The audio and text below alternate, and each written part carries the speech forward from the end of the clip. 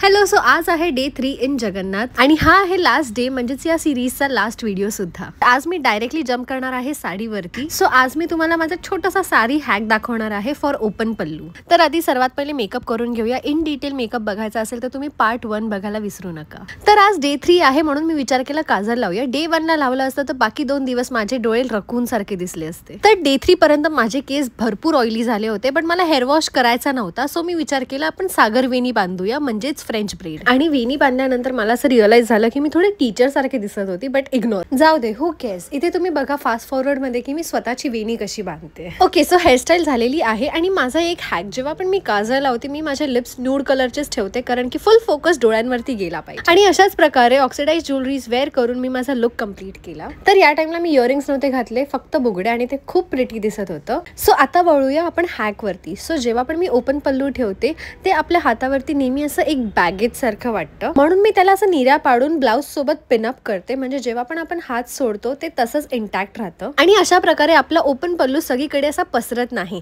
तर हा होता माझा छोटा पल्लू हॅक. सो तुम्हाला ही व्हिडिओ आवडली असेल तर नक्की लाईक करा आणि सगळे लिंक्स मी टॅग करेन, सो कॉमेंट करायला विसरू नका. Thank you for watching this video. Bye.